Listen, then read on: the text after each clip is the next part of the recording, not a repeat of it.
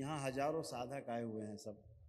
यहाँ चूँकि जगह नहीं है तो यहाँ केवल जो तंत्र की साधना से संबंधित लोग हैं, जो मंत्र दीक्षित हुए वो लोग सब यहाँ नहीं हैं। केवल तंत्र से दीक्षित लोग हैं। तंत्र की साधना में कुछ लोग उतर चुके हैं, कुछ उतरना चाहते हैं।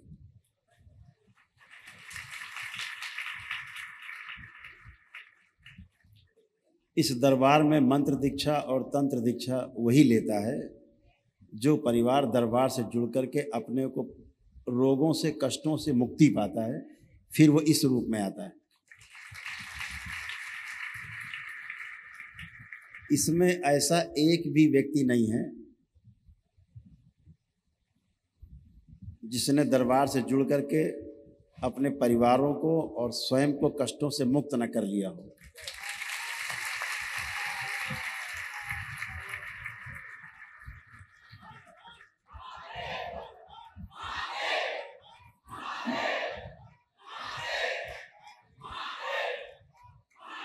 इस दरबार में यह नियम है कि जब तक पितृ मुक्ति नहीं हो जाती, पितृ मुक्ति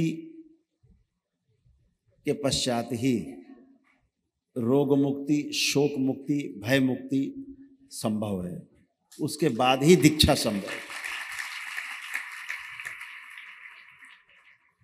जब तक रोग भय, शोक भय, तमाम भय बने रहते हैं, तब तक दीक्षा का पूरा पूरा सदुपयोग साधक नहीं कर पाता है। यहाँ बैठे लोग तमाम कष्टों से भर के आए, जब दरबार में आए, तमाम रोगों से भरे हुए, कष्टों से भरे हुए, शारीरिक, मानसिक, आध्यात्मिक कष्टों से भरे हुए लोग आए। दरबार से जुड़े हुए ऐसे लाखों लोग हैं जिन्होंने बाद में दरबार से दीक्षा ली। इस योग्य पाया कि अब हमें दरबार से दीक्षा भी लेनी चाहिए, परम पूज्य गुरुदेव से।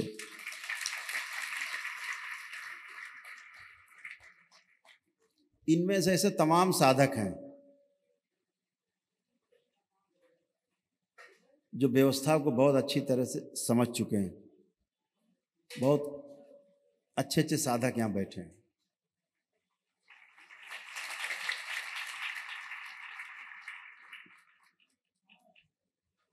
इनके पास वो शक्ति है कि जिसे कष्ट हो रहा हो, अगर ये उसे देख ले नजर भर के, उसका कष्ट खत्म हो जाता है।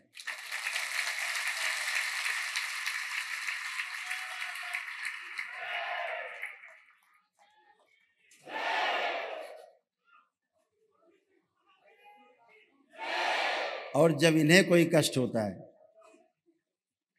केवल भोलेनाथ और माँ का नाम लेके, बाबा और माँ का नाम लेके एक क्षण में स्वस्थ हो जाए।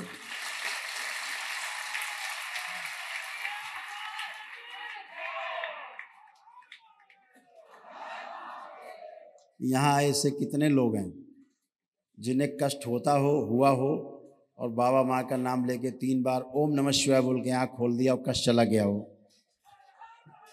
ये सब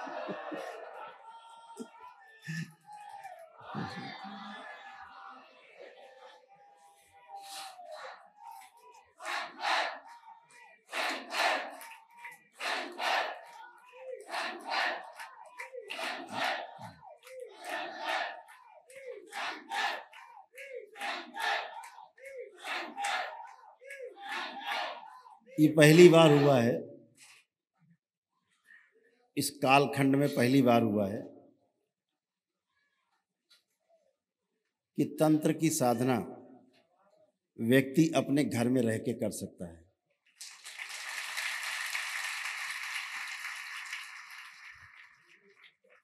अन्यथा तंत्र का तो नाम सुन के ही आदमी सोचता था पता नहीं कहाँ बवाल में जा रहे हैं।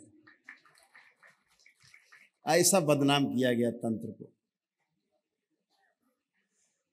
पहली बार हुआ है कि सूक्ष्म रूप से घर जो है ना, शमशान है सबके, और ये अपने घर में साधना में लगे हुए। भोलेनाथ का स्थान बना हुआ है, पवित्र, सबसे पवित्रतम स्थान इस सृष्टि का शमशान है, और इन्हें कोई भय नहीं है। ये पहली बार है कि निर्भय हैं ये, इन्हें मृत्यु का भी भय नहीं है।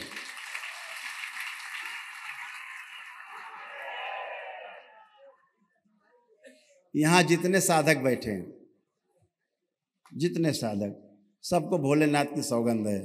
जिसको भय लगता हो वो हाथ उठा सकता है।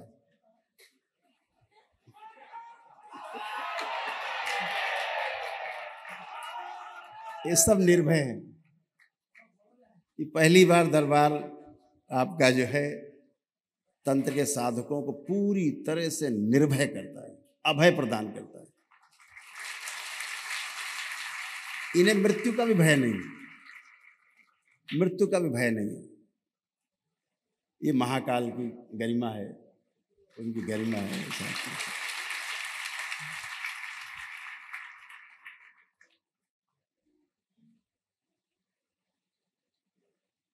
ये एक छोटा सा पंडाल है, एक प्रयोग है। ये पूरी सृष्टि में ऐसे ही किया जा सकता है इस मॉडल को।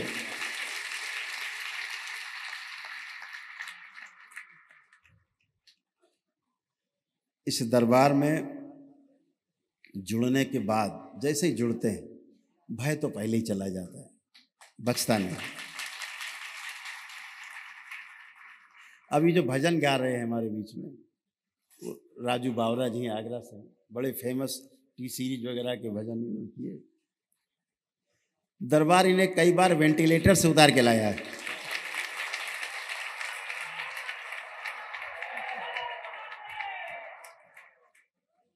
वेंटिलेटर से डॉक्टर ने कहा कि हरिहर काम खत्म, घर ले जाओ। फोन आता है इनकी धर्मपत्नी का या भाई का, गुरुदेव भैया तो गए। अरे दरबार ने कहा भाई कहीं नहीं गए, अभी तो बहुत गाना है इन्हें।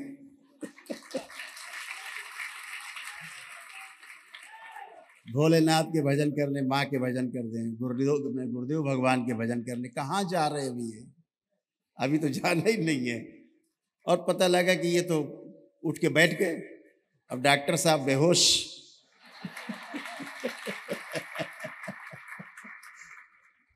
पता लग रहा हफ्ते 10 दिन बाद व्हील चेयर में बैठे हुए आश्रम में लोग टहला रहे हैं। बोले चल नहीं पाएंगे कभी। अरे हमने दौड़ते हैं अभी, ये लोग खड़े हो जाओ, तो ये खड़े हो गए।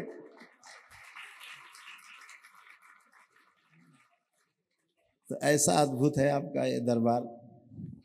और ये सब आपके अपने ही प्रार्थना और संकल्प से होता है, हमेशा ध्यान रखो। मैं इन सब से हमेशा कहता हूँ कि आप जब स्वस्थ होते हो, शारीरिक, मानसिक, आध्यात्मिक कष्ट होते हैं, आप केवल प्रार्थना संकल्प करते हो और अपने ही प्रार्थना संकल्प से आप स्वस्थ होते हो। क्योंकि अंदर आपकी इतनी गहरी आस्था है, इतना गहरा विश्वास है, श्रद्धा इतनी जबरदस्त है, उसका फल तत्क्षण मिलता है, तुरंत मिलता है।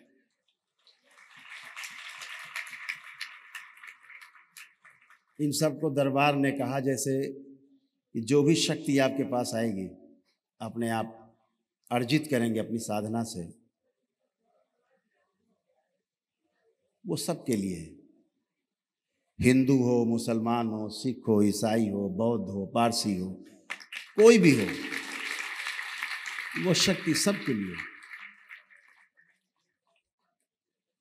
इस शक्ति का सदुपयोग तभी है जब बिना जाति पाति पूछे, बिना धर्म मजहब पूछे उसका सदुपयोग कर दिया जाए। ये आपकी सबसे बड़ी योग्यता है। आपकी योग्यता तभी है।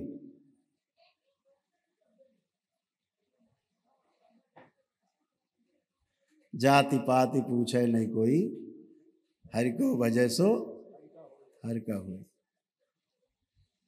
केवल मानव चाहिए, मानव धर्म। हम सनातनी हैं।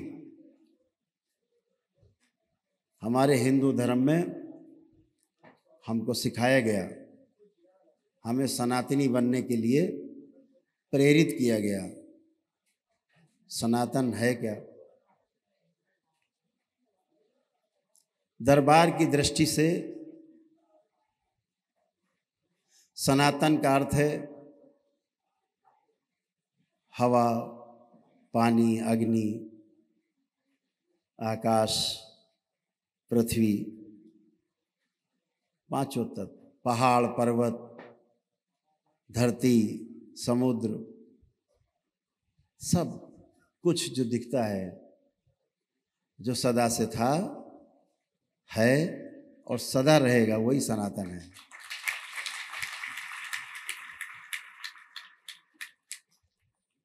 ये एक व्यवस्था है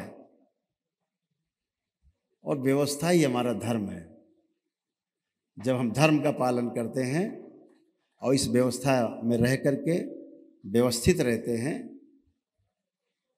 तो व्यवस्था हमारी पुष्पित और पल्लवित होती है। यही हमारा धर्म है। और जब हम इस धर्म की रक्षा करते हैं तो धर्म हमारी रक्षा करता है।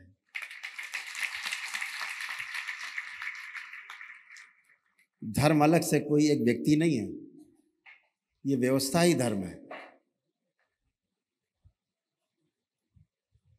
यही सनातन है। हिंदू हो, मुस्लिम हो, सिख हो, ईसाई हो, बौद्ध हो, सबसे पहले वो सनातनी है। किसी देश का हो, सबसे पहले वो सनातनी है, क्योंकि सनातन से अलग होने का कोई उपाय नहीं। हवा सबकी, पानी सबका, आकाश सबका, पांचों तत्व सबके, क्योंकि पांचों तत्व से निर्मित हम। जैसे वैज्ञानिक कोई आविष्कार करता है तो आविष्कार के बाद जब मोबाइल बना तो उसने ये नहीं कहा जिसने बनाया कि भैया नहीं, हमारी धर्म के लोग इसको प्रयोग करेंगे, बाकी नहीं करेंगे। ये आविष्कार है, ये विज्ञान है, सबके लिए, सभी मानव जाति के लिए। यह तंत्र है। तंत्र का अर्थ ही व्यवस्था है, सबके लिए, पूरी मानव जाति के लिए। जिसके साथ ये तंत्र शब्द लग जाता है वहाँ व्यवस्था दिखने लगती है। चाहे लोकतंत्र कहो, चाहे राजतंत्र कहो, चाहे स्वतंत्र कहो, एक व्यवस्था दिखने लगती है। तो तंत्र का अर्थ ही व्यवस्था है। अभी तंत्र को लोगों ने ऐसा भयावह रूप दिया, झाड़ फूक, टोना टोटका, जादू टोना के नाम पे उसे तंत्र मान लिया गया। ये तंत्र नहीं है, अव्यवस्था है। आप किसी को तंग कर सकते हैं टोना टोटका, जादू टोना से, झाड़ फूक से, किसी को स्वस्थ नहीं कर सकते। स्वस्थ रहने के लिए आपको व्यवस्था में आना होगा, ईश्वर की शरण में जाना होगा, गुरुओं की शरण में जाना होगा आपको।